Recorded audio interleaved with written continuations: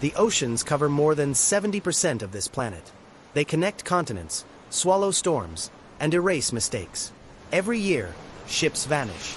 Some sink quickly, some are torn apart, and some refuse to disappear. These are the stories of vessels found drifting with no crew, no explanation, and no clear end. This is ghost ships. They say the sea never forgets. That every ship abandoned to the waves eventually finds its way to the bottom, swallowed by storms, ice, or time itself. But what if one didn't? What if a ship, left for dead in one of the most unforgiving places on Earth, kept coming back? Not once, not twice, but again, and again, for nearly 40 years. A ship with no captain, no crew, no passengers. A ship that drifted through blizzards, survived Arctic winters, outlasted entire generations, yet refused to sink. A ship sailors came to call the Arctic Ghost. Tonight, we're diving into the chilling and fully documented story of the SS Baychimo, a vessel that became a legend not because of how it lived, but because of how long it took to die. If you're drawn to mysteries that make no sense, you're in the right place. Subscribe.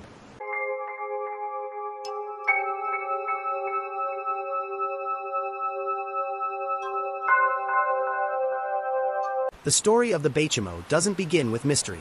It begins with practicality, iron, steel, and the cold industrial logic of early 20th century Europe. Built in 1914 in Sweden, the SS Baychimo was a sturdy, unremarkable cargo ship. Just under 230 feet long, she wasn't a warship or a luxury liner. She was a workhorse, designed for one thing: to haul furs and supplies across the unforgiving Arctic routes of Canada and Alaska. Originally named Angermanalven, she served Sweden until the end of World War I. But in 1921, ownership passed to the Hudson's Bay Company, one of the oldest corporations in the world and the dominant trading force in northern Canada. To HBC, the Baychimo wasn't a legend. She was an asset, a floating lifeline connecting remote Inuit trading posts and Arctic settlements. Solid, reliable, replaceable. Nothing about her suggested she would become one of the greatest maritime mysteries of the century. To understand her final voyage, we must understand the people aboard her. In October 1931, the Baychimo was under the command of Captain John Cornwell, an experienced Arctic sailor who knew exactly what the ice could do to a ship. He commanded a crew of roughly 36 men, most of them seasoned, many familiar with the dangers of far north trade routes. Their mission that year was routine: travel up the northwest coast of Alaska, collect a season's worth of pelts and furs, deliver supplies to Inuit trappers, return south before heavy winter ice sealed the ocean shut. A simple plan, but Arctic seasons do not care for schedules. Snow, cold, wind, pressure ice, everything in the north has the power to turn a safe journey into a disaster. But nothing suggested what was coming. On October 1st, 1931, the Baychimo left her final trading post and began the homeward leg. Then, the ice closed in.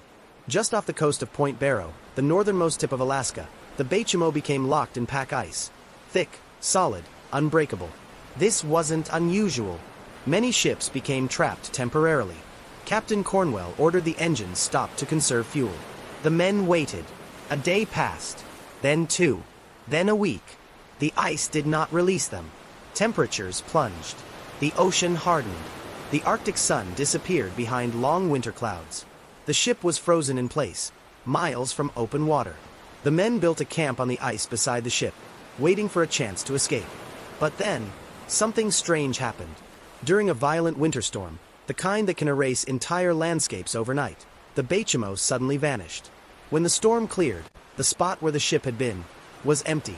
The crew believed she had sunk beneath the ice. But they were wrong. A week later, as the crew prepared to trek to safety, a crew member spotted something dark on the horizon. A shape, a hull, a mast. The Baychimo had escaped the ice and drifted 13, maybe 15 miles away, still afloat. She was battered, but alive. The men boarded her, relieved. But their relief was short-lived. Captain Cornwell knew the hull had been badly damaged by the ice.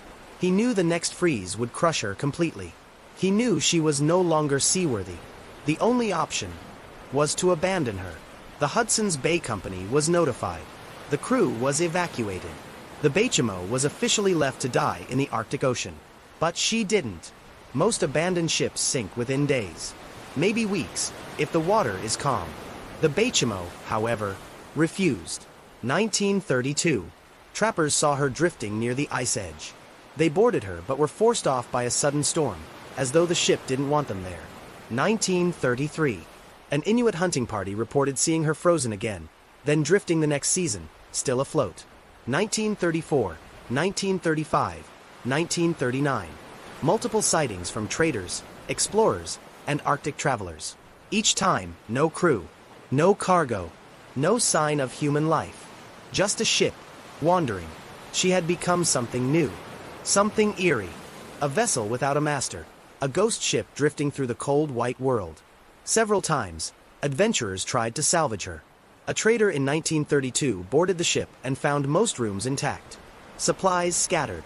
Some doors frozen shut. Others wide open, creaking with the wind. But every attempt ended the same way. Ice moved in. Storms arrived suddenly. The sea forced them off. It was as if the Arctic itself protected her, refusing to let humans reclaim what had been abandoned.